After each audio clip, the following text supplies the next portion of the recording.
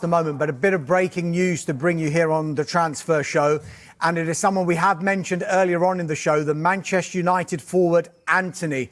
We're told now in the past few minutes that Manchester United have now accepted a bid from Real Betis for Antony. It's a permanent transfer. They've given Antony permission to travel. It is now up to both parties, Real Betis and Antony, to agree on personal terms. So Manchester United have accepted a bid from Real Betis for the permanent transfer of Antony. More on that as we get it here on Sky Sports News. OK, let's head to tumultuous start to the season for Manchester United. 1 point from their opening 2 Premier League games, followed by that humiliating exit in the Carabao Cup at the hands of Grimsby Town. Carve, Manchester United have spent £200 million this summer. Brand new front three, Cunha, Mbumo, Shesko. And yet, we're talking about a club in crisis. How is this happening? Because it's Manchester United. Everything that happens at Manchester United is box office, it's back page news. I think in the old days on Fleet Street, sports editors used to say, you can never go wrong by filling your pages full of stories about Manchester United. Basically, what's happened is they got knocked out of the Carabao Cup in a game they drew and then they lost on penalties. The goalkeeper made some more mistakes. They played pretty well against Arsenal. I think it's not a crisis at any other club, but it's a crisis because it's Manchester United. Everything that happens at United is either a triumph or a crisis. It's always back page news. And I think Ruben Amorim, he's a very emotional person. He's a very honest person.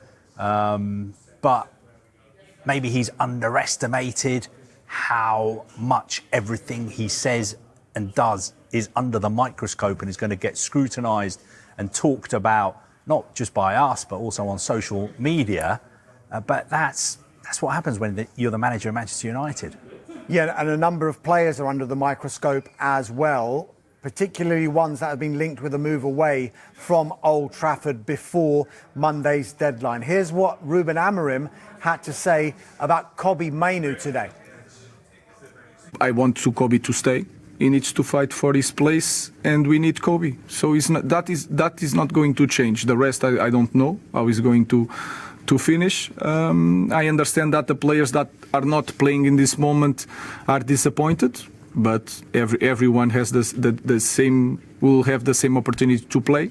You have to fight during the week.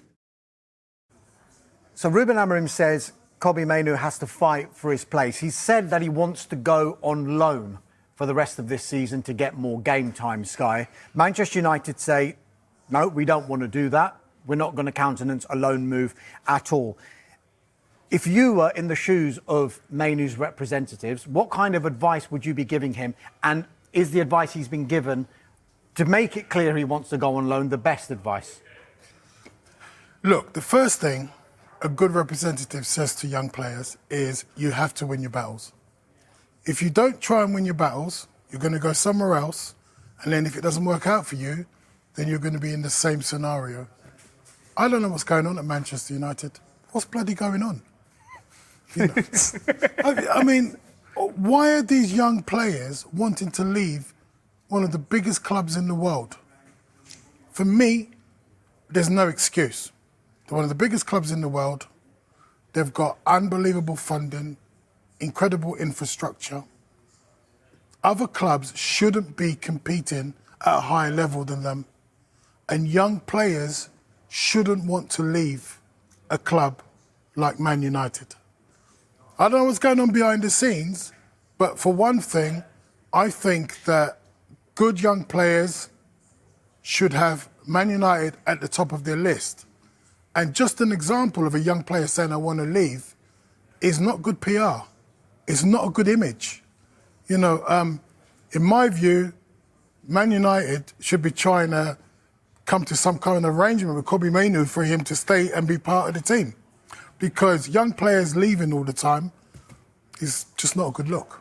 James, Sky says young players should not be in a position where they want to leave Manchester United, but Kobbie Mainoo is not the only one, is he? No, Alejandro Garnacho looks like he's going to go as well, but Rasmus Højlund, and I think Manchester United fans have a huge amount of sympathy for Rasmus Højlund because at the start of pre-season he looked really good, but things changed very quickly as soon as Benjamin Sesko became a United player. It looks like he's going to travel to Naples in the next 24 to 48 hours. That's what Naples hope anyway. We're just waiting for the final bits to be agreed when it comes to personal terms. His representatives are in Naples right now. There's growing confidence that a full agreement can be reached. There's an agreement in principle that Rasmus Højlund will join Napoli on loan with an obligation to buy at the end of the season, and that obligation to buy in total, this will cost around £40 million, which is what Manchester United were looking for, and that obligation is dependent on Napoli qualifying for the Champions League. And bearing in mind they won Serie A last season, it seems likely that this is going to be a permanent exit for Rasmus Højlund. And the reason why there's sympathy is this guy came in 2 years ago to lead the line for Manchester United at such a young age after having an impressive spell at Atlanta where he scored 8 or 9 goals. He was never the right player to be leading the line for Manchester United, but because of the way things worked out of injuries and lack of signings, he had to lead the line. He was successful in Europe, in the Premier League not so much. I think in an ideal world, I think United would love to keep this player on the books and alone him come back after a season at AC Milan and reassess him and him come in and compete with Benjamin Sesko. But because of the business they've done, there is a need to bring in money, and £40 million does represent good business considering the 2 years that Højlund's been there for. Yeah, and it's not just Rasmus Højlund, is it, that Manchester United are looking to sell or offload? Antony is one. Real Betis increasingly confident now that they can strike a deal alone with an obligation. That one could be worth over £30 million eventually. Tyrell Malacia, Elche, one of a number of clubs who are interested. He's got 1 year left on his contract, but United are happy to see him go on loan. Jadon Sancho, possibly the 4th or 5th transfer window in a row we are talking about him. He could yet remain at Manchester United because there doesn't seem to be anything as concrete as the other players just now. Roma are interested. There are Saudi clubs interested, Turkish clubs interested as well, but he doesn't seem anywhere closer to a move. Carve, James mentioned his name there at the top, Alejandro Garnacho. That one does look closer to departure, doesn't it? Yeah, I mean, he's got the move that he wanted. Compromise was reached. Chelsea paying £40 million, probably a little bit more than Chelsea wanted to pay, a little bit less than United wanted. He's been having his medical today, and we're just waiting for official confirmation that he is now a Chelsea player. So Chelsea for Garnacho, can you see them doing any more ins or outs? Well, I think they're still in talks to sign a goalkeeper. The goalkeeper from Royal Antwerp, they're in talks to bring him in. I still think they need more. When you look at the way they've been performing, okay, they've totally changed their front line, but I still think they need, to look at the goalkeeping situation.